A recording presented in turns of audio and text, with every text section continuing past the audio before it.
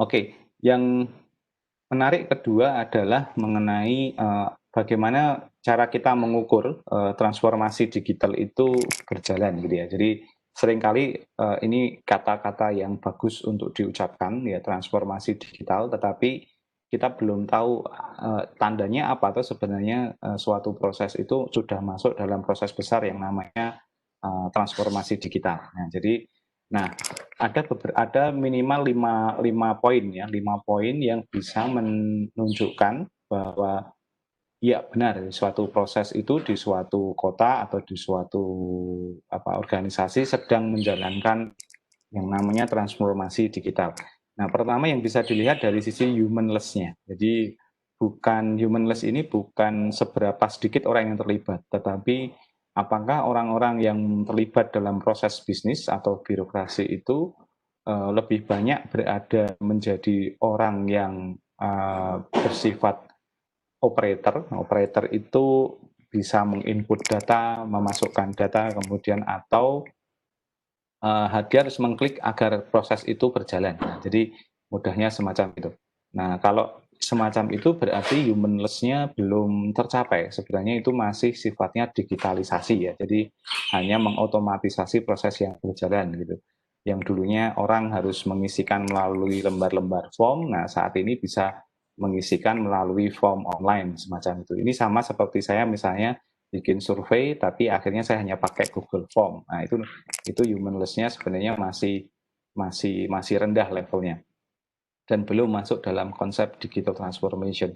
Nah, kalau humanless yang dimaksud di sini adalah manusia yang dulunya tadi bekerja sebagai orang yang menjalankan sistem operator tadi, ini menjadi smart operator. Ya, smart operator ini nggak cuma sekedar memasukkan data, tapi juga misalnya kalau dia mendapatkan data yang harus diinput, dia melakukan proses data cleansing, misalnya data anotasi, kemudian pemilahan data sehingga yang masuk itu benar-benar sudah tidak lagi garbage gitu atau tidak lagi kotor, tetapi sudah sangat bagus dan mendukung pada proses analitiknya nanti. Jadi mudahnya seperti ini. Kalau kita sedikit membicarakan tentang konsep machine learning gitu, kita kan mengenal ada konsep data pre-processing ya. Jadi data itu sebelum bisa diproses ya harus dibersihkan ya, kemudian dilabeli, kemudian diberikan tag, tanda dan segala macam. Nah, orang yang melakukan itu, nah itulah yang kita maksudkan dengan humanless. Jadi orang yang dulunya hanya mengisikan data di form, sekarang bertugas memberikan informasi tambahan kepada data agar menjadi lebih informatif dalam artian mendukung analitiknya. Jadi misalnya saya nih punya input data sesuatu dari data yang dikumpulkan. Nah, data itu saya bersihkan. Oh, ini tampaknya ada yang salah. Oh, ada yang belum benar di cleansing, dimanipulate gitu sedikit, kemudian dianotasi agar nanti kemudian memudahkan proses analitiknya. Nah, itu yang dimaksud dengan humanless ya. Nah, kemudian yang kedua adalah sisi precise ya. Jadi precise ini maksudnya adalah bahwa digital transformasi itu menciptakan suatu pengambilan keputusan yang tepat gitu ya, tepat dan cepat gitu, precise gitu. Jadi dia bisa memberikan prediksi, kemudian dia bisa memberikan insight, dan kemudian ini juga bisa memodelkan resiko. Nah, ini yang menjadi menarik. Jadi mungkin kalau bahasa grafik gitu, nggak cuma menampilkan urutan data yang saat ini muncul, tapi juga proyeksinya ke depan seperti apa. Nah, itu namanya precise. Nah, kemudian yang berikutnya adalah fast atau cepat. Ya, jadi harusnya memang dalam konteks ini nanti dia bisa mempercepat proses-proses bisnis yang terjadi di dalam. Nah, kalau kita melihat misalnya di pemerintah menerapkan e-government, tapi ternyata masih waktu prosesnya itu sama dengan proses sebelumnya yang dalam hal ini hanya otomatisasi atau manual, ya berarti memang belum terjadi transformasi digital. Jadi ini yang sering juga kita coba kritisi ya. Jadi banyak sekali misalnya organisasi itu ya sudah mengklaim dirinya melakukan transformasi digital, Tapi sebenarnya levelnya masih mengimplementasikan sistem informasi. Jadi begitu kita cek gitu misalnya ternyata proses yang terjadi masih bahkan kadang jauh lebih lama daripada proses manual misalnya begitu. Nah, ini jadi lebih berbahaya jadinya. Nah, ini yang kita harus berpikir lebih cepat ya. Misalnya yang terjadi semacam ini, misalnya kita akan melakukan suatu proses tertentu, kita butuh verifikasi. Nah, kita udah punya ektp misalnya, tapi ternyata di sistem itu tidak ada proses untuk melakukan sinkronisasi terhadap data di ektp. Nah, itu juga jadi masalah, harusnya tidak seperti itu ya. Nah, ini juga akhirnya yang terjadi kita diminta masih fotokopi dan kemudian bahkan kadang diinformasikan mohon ditunggu, ini masih ada proses yang lain yang harus dilakukan untuk melakukan verifikasi dan seterusnya. Nah, ini jadi bermasalah nanti kalau levelnya seperti itu. Nah, kemudian yang berikutnya adalah reliable. Nah, reliable ini seperti kita punya sistem informasi yang dia itu lifetime-nya panjang. Jadi dalam artian tidak tiap tahun ganti sistem, ganti versi gitu ya. Kalau versinya itu hanya memperbaiki patch atau update is okay ya, tapi kadang perbaikan versi ini juga tanda kutip mengubah semuanya. Nah, ini jadi masalah. Nah, kalau terjadi semacam itu, nah sebenarnya dia masih belum transformasi digital, tapi masih modelnya adalah otomatisasi atau membuat berbasis sistem.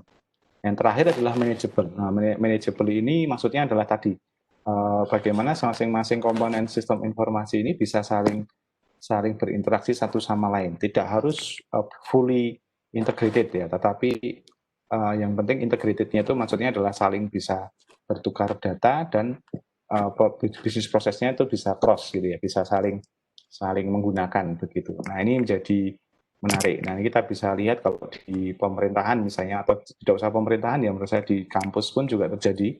Jadi kalau kita ingin mendapatkan data lengkap gitu, kita sebagai sivitas akademika, itu kita harus kayak tanda kutip memining sumber data dari banyak tempat gitu ya. Dan harus kita cari sendiri. Jadi, nah ini yang repot. Harusnya kan kita tinggal keywordnya ya nama atau NIM kita. Nah, semua data terkait apapun tentang kita itu akan muncul ya, dan kemudian ditampilkan dalam tata letak yang memudahkan kita dalam proses pencarian. Nah, coba kalau kita lihat di si master itu kan sudah sistemnya terintegrasi ya. Tapi begitu saya tidak ada kan misalnya kayak saya nyari misalnya klik Mardani begitu, kemudian nanti langsung ada kayak landing page yang bisa menginformasikan misalnya oke, ini jadwal ngajar saya hari ini apa, kemudian ini status kepegawaiannya, ini financialnya, ini penelitian terkininya. Nah, itu semuanya harus diklik satu-satu dan harus di-browse satu-satu. Nah, jadi ini juga jadi masalah. Efeknya kelihatannya jadi satu tempat, tapi sebenarnya kita harus ngulik gitu satu-satu di masing-masing. Jadi itu kayak rumah besar, tapi kamarnya itu sendiri-sendiri dan setiap kamar punya kunci dan tidak mudah untuk membukanya. Nah, jadi masalah di situ. Nah, ini yang dihindari dari sebenarnya yang diinginkan oleh Smart Nation. Ya, sekali lagi Smart Nation tidak menginginkan hal itu terjadi, tetapi tentu saja pengennya tadi prinsipnya 5 ini ya, humanless, precise, fast, reliable, dan manageable. Nah, kemudian berikutnya adalah apa yang sebenarnya apa benefitnya kalau kita punya konsep Smart Nation tadi ya, gitu ya. Jadi yang pertama keuntungan terbesarnya sebenarnya ini. Jadi siapa yang mengambil manfaat terbesar? Ya pertama saja pemerintah ya atau government, karena mereka akan punya point of view yang bagus ya, fast, lebih cepat, kemudian decision makingnya lebih cepat. Tapi harapannya decision making yang tanda kutip pro terhadap kepentingan masyarakat mestinya ya. Jadi memang tujuannya menyejahterakan masyarakat. Coba kita lihat beberapa negara yang memang secara demografis lebih kecil tapi atau juga yang lebih besar, tapi mereka bisa mengambil keputusan-keputusan strategik untuk kepentingan penduduknya dengan jauh lebih baik ya. Dan orientasinya memang memfasilitasi penduduknya menjadi lebih nyaman, hidupnya jadi nyaman. Jalan kaki di jalan-jalan besar juga no problem dan seterusnya. Nah, jadi itu jadi salah satu yang ciri khas ya. Jadi sebenarnya gampang sekali kalau kita pengen melihat apakah suatu wilayah itu sudah menggunakan konsep ini. Jadi dari indikator itu saja sebenarnya sudah bisa kelihatan. Kemudian jadi memang benar-benar nanti konsep government yang serving community itu terjadi di sini karena pemerintah nanti akan mengambil keputusan atau lebih cepat dan juga yang diputuskan itu selalu dengan perspektif tadi public services ya, jadi semacam itu. Nah kemudian nanti berikutnya adalah setelah kalau kita punya cepat ya, cepat ini mengindikasikan berarti proses yang dilakukan tidak berbelit-belit. Nah sehingga terjadi dengan tidak berbelit-belitnya proses itu terjadi cost reduction. Jadi tidak mahal kita melaksanakan apa namanya itu bisnis proses atau layanan publik itu tidak mahal gitu ya, tidak sulit begitu. Nah kalau kita isunya kan selalu itu ya, seolah-olah pemerintah itu selalu kekurangan anggaran. Kita di kampus juga kadang isunya gitu ya, seperti seolah-olah kekurangan anggaran. Padahal menurut saya ya anggaran itu pasti bagaimanapun terbatas, tapi kita bisa reduksi kos-kos yang nggak perlu sebenarnya dengan cara tadi kita punya kemampuan decision making yang lebih baik dan faster. Ujungnya tetap data tadi. Nah kemudian kalau sudah cost reduction-nya terjadi, baru kita bisa melakukan automation proses. Jadi semua hal diotomatisasi. Nah coba diamati beberapa, kita bisa belajar dari beberapa pendekatan kota atau negara yang lebih maju. Mereka selalu melakukan pendekatan semacam ini, faster dulu, better decision making, reduksi cost-nya dibikin murah, cost publiknya dibikin murah, baru kemudian dilakukan otomatisasi. Mereka tuh masukin tuh, misalnya naik bis otomatis, mereka ke kayak puskesmas itu otomatis begitu dan seterusnya. Nah, hopefully akhirnya mereka akan punya apa namanya community atau organisasi perusahaan yang jauh lebih sehat dan lebih baik. Nah, ini salah satu perspektifnya. Nah, jadi kalau dalam kacamata ini ya challenge-nya adalah bagaimana kita bisa apa istilahnya bisa punya kemampuan untuk mendeliver apa ya istilahnya itu mendeliver pendekatan smart nation itu dengan tujuan seperti ini. Jadi bagaimana kita bisa membuat semua orang atau stakeholder itu punya kecepatan dalam pengambilan keputusan, kemudian bisa mengurangi cost yang muncul dari bisnis proses yang dijalani, kemudian nanti pada titik tertentu melakukan otomatisasi proses dan menciptakan organisasi yang lebih baik. Nah, kalau kebanyakan kayak yang tadi saya sampaikan, misalnya organisasi itu langsung jam mengimplementasikan teknologi yang bagus, itu biasanya terdorong untuk terlalu cepat untuk cepat-cepat melakukan otomatisasi atau digitalisasi. Nah, mereka lupa dua hal sebelumnya ini tidak disentuh. Nah, ini kalau beberapa penelitian, beberapa jurnal yang saya baca, faktor kegagalan implementasi smart city atau smart nation itu terjadi karena ini dua hal ini, ketidakmampuan atau tidak adanya dukungan kecepatan dalam pengambilan keputusan dan sebenarnya masih boros. Jadi kita pakai teknologi informasi tapi proses bisnisnya boros, jadi sama aja, jadi semacam itu. Nah ini yang menjadi titik krusial ya, jadi semacam itu. Nah simple sebenarnya, ya nggak simple ya, tapi dalam konteks ini sebenarnya terstruktur, sistematis begitu strategi implementasinya, tapi sering orang kemudian karena memang yang kelihatan yang automation ya. Jadi kalau di kita itu kan sukanya terdorong karena faktor pemeringkatan. Jadi universitas diperingkat dengan jumlah publikasi misalnya gitu. Pemerintah di peringkat dengan level e-government index dan segala macam. Nah, semuanya ujung-ujungnya automation.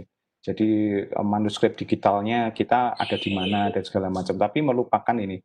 Nah, jadi kita masih kedodoran dua hal ini dan akhirnya yang terjadi adalah ya kita hanya kalaupun menang ya misalnya kita jadi peringkat satu ya hanya by number saja sebenarnya. Tapi di dalam kita masih cukup sulit ya. Jadi semacam itu. Nah, ini yang harus perlu dievaluasi dan perlu ditempatkan dalam bentuk yang lain. Secara tidak langsung sebenarnya dua slide yang kita bahas ini fokus pada strategi ya. Jadi bagaimana sebenarnya smart nation itu bisa dijalankan gitu ya. Saya membayangkan harusnya kayak ini kan mumpung mau menuju ke pilkada gitu ya. Jadi misalnya serentak gitu. Mungkin sebenarnya bahan kampanyenya simple ya. Jadi kita bisa bahan kampanyenya di sini. Jadi sebenarnya kalau kita mau lebih baik di suatu wilayah perkotaan atau suatu negara, ya kuncinya ada di ini. Jadi ada di poin-poin ini. Jadi itu yang menjadi penting ya. Jadi kalau kita bisa bikin akan menjadi bagus. Nah ini challenge kita. Jadi sebagai kesimpulan pada poin ini adalah, ya kalau kita pengen menuju ke tujuan akhir yaitu di Smart Nation, ya tentu saja tadi kekuatan komponen digital transformasi dari data, cloud, dan data analitik itu digunakan benar untuk decision making yang cepat gitu. Kemudian kita bisa mengevaluasi bisnis proses sehingga ujungnya adalah kita bisa melakukan efisiensi besar-besaran dari sisi anggaran, tidak ada yang bocor, tidak ada yang dikorupsi, dan seterusnya. Dan kemudian kita baru bisa melakukan automation proses. Ya, automation proses yang terjadi di sini jadi lebih bersih dan lebih tertata. Otomatis kalau automation prosesnya banyak, kita deliver dengan cloud teknologi, tambah analitik, kita akan punya better community atau company. Oke. Ada